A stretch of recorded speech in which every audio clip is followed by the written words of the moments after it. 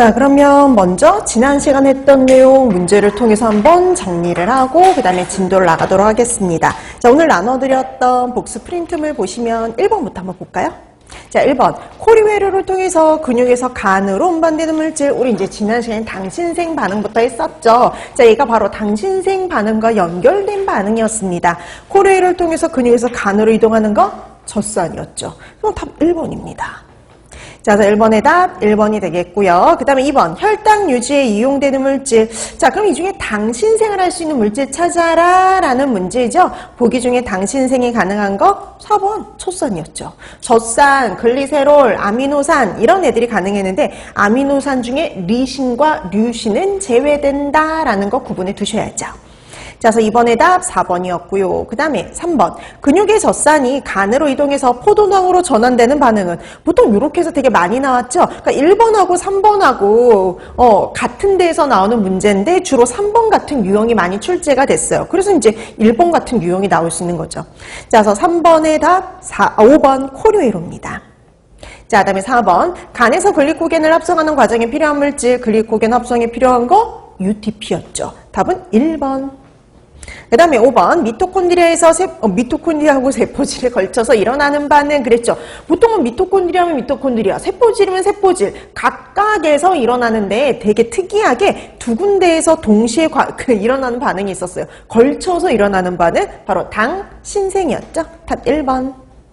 자, 그래서 5번의 답 1번이 되겠고요. 그 다음에 6번. 당신생 반응 시 피루부산에서 옥살로 아세트산이 되는 반응이 있었죠. 그 피루부산이 옥살로 아세트산으로 되는 반응에 조효소로서 작용하는 비타민이 있었어요. 비오틴. 자, 그래서 우리가 항상 CO2가 고정되는 반응, 카르복식에 붙는 반응에는 비오틴이 관여한다라고 기억해 두셔야죠.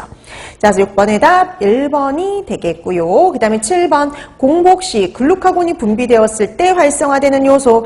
자, 그럼 우리 공복 시 글루카곤이 분비되었을 때 일어나는 반응을 생각하시면 돼요. 지난 시간에도 한번 정리해드렸지만 대표적인 게 글리코겐 분해, 당신생 반응이었습니다. 그럼 글루카곤이 분비되었을 때 그 글리코겐 분해 아니면 당신생 반응이 일어나는데 그 글리코겐 분해에 관여하는 요소가 글리코겐 가인산 분해 요소였죠. 답은 3번입니다.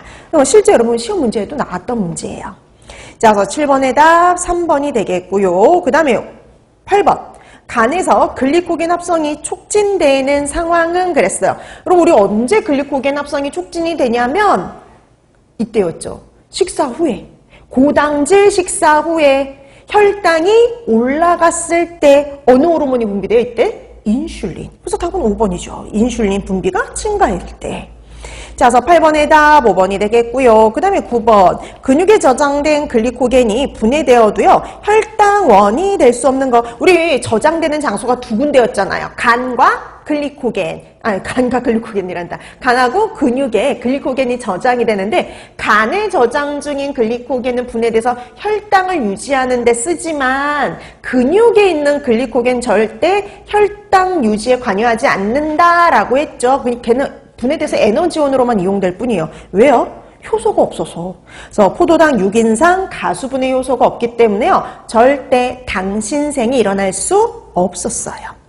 자, 그래서 9번의 답 1번이었죠. 실제 여러분 시험 문제에 2번이나 이렇게 출제됐던 문제이기도 합니다. 자, 그래서 9번의 답 1번. 그 다음에 10번. 인슐린이 촉진하는 대사는 정말 여러 번 나왔던 시험 문제 한 3번 정도 나왔나? 근데 항상 답은 똑같아요. 아까 8번을 거꾸로 나온 문제잖아요. 거꾸로 반전 문제. 인슐린이 촉진하는 대사 글리코겐 합성이죠 뭐. 답은 2번이요.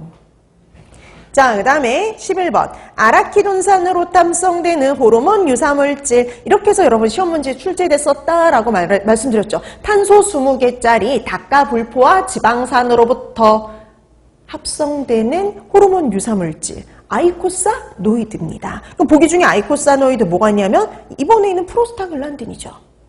자, 그래서 11번의 답 2번. 그 다음에 12번. 여러분 지방산이 베타산화가 일어난 장소가 미토콘드리아였거든요. 자, 그러면 우리 세포질에 있던 지방산을 미토콘드리아로 막을 통과하기 위해서는 지방산이 먼저 활성화돼야 된다라고 했는데요. 그 활성화될 때 몇 ATP가 필요했냐면 2ATP. 답은 2번이죠. 자, 다음 13번. 지방산의 베타산화시 활성화된 지방산을 미토콘드리아 내로. 그럼 이제 지방산이 활성화됐어요. 활성화된 다음에 미토콘드리아 막을 통과하는데 이 미토콘드리아 내로 이동시켜주는 물질이 있었죠. 그게 카르니틴. 자, 그래서 답은 4번입니다. 자, 다음에 14번.